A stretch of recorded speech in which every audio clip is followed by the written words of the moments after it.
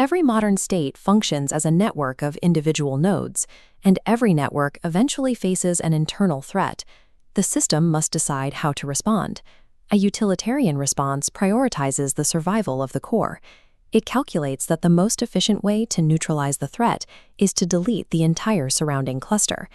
This calculation generates immediate collateral damage, stripping the rights and lives from innocent individuals simply because they exist within the deletion radius. This tension, individual rights versus collective security, is the foundational conflict of all modern political philosophy. The formula a state uses to resolve this conflict determines its fundamental nature, whether it remains a functional democracy or transforms into a systemic tyranny. Islamic scholars Bediüzzaman Said Nursi and Fethullah Gulen modeled this tension as a strict jurisprudential calculus. Their framework categorizes human governance into two irreconcilable legal algorithms. The first is Adalet-i Mahza, or absolute justice, a model centered entirely on the individual. The second is Adalet-i Izafiye, or relative justice, which prioritizes the security of the collective. This suggests a specific thesis, that while relative justice is framed as pragmatic statecraft, its institutionalization structurally necessitates the rise of authoritarianism. Absolute justice operates as a qualitative system rather than a quantitative one. In this calculus, the moral weight of a single innocent person is equal to the moral weight of the entire species. This logic stems from the Qur'anic principle that slaying one innocent soul is equivalent to slaying all of humanity. This creates a rigid imperative. The existential demands of society can never override an individual's innocence. This stands in direct opposition to standard utilitarian logic, which subjects human life to a cost-benefit analysis. Pure justice rejects the idea that a human being can be reduced to a fractional component of the state. Under Adalet-i Mahza, the state exists only as an administrative tool to serve the individual. It possesses no inherent rights that supersede the citizen. Early Islamic history provides a laboratory for these two algorithms, particularly during the constitutional crises of the first civil wars. Nursi reframes these conflicts, such as the Battle of the Camel, as the first systemic clashes between competing justice models. The faction led by Caliph Ali maintained a strict, uncompromising implementation of absolute justice, rejecting any policy that would sacrifice an innocent for political stability. The opposing faction argued for Adalet-i Izafiye, calculating that the chaotic conditions and the need for public order justified sacrificing the part for the whole. This is where Nursi identifies a critical legal boundary. Relative justice is categorized as evhen isher, the lesser evil. A lesser evil is only legally valid in absolute, inescapable emergency scenarios, where pure justice is physically impossible to execute.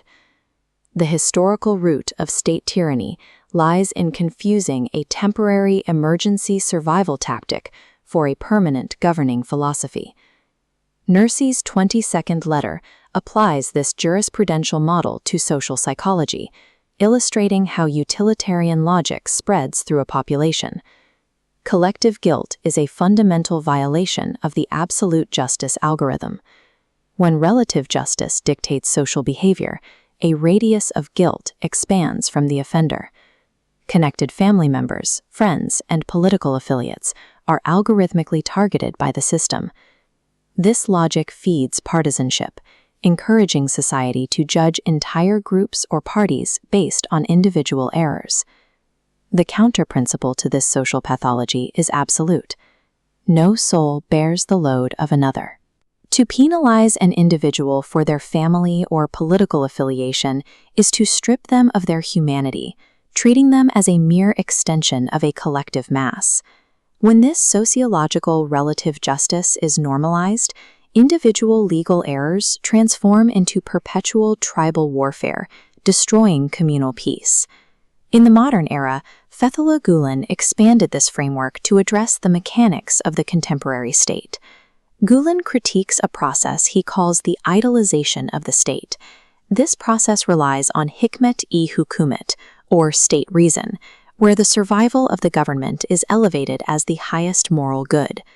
Modern states weaponize relative justice by using elastic terms like national security to dissolve constitutional rights into a uniform structural aggregate. At this point, the state ceases to be a tool for its citizens and becomes an idol that demands systemic human sacrifice to maintain its own existence. For Gulen, state legitimacy is not measured by geographic footprint, economic output, or military power. A state's sole legitimate metric is its capacity to enforce absolute justice, protecting the weakest, most isolated node against the combined weight of the majority.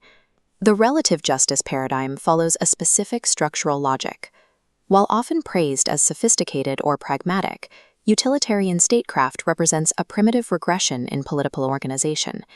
This regression institutionalizes the lesser evil as a standard operating procedure.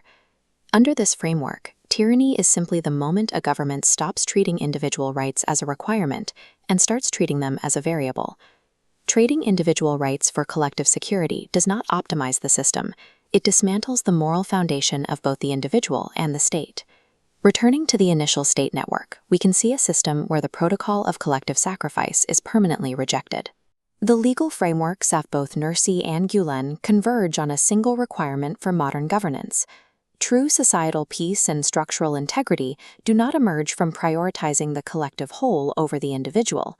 A system only achieves true stability when it guarantees the absolute, non-negotiable security of every single node within it.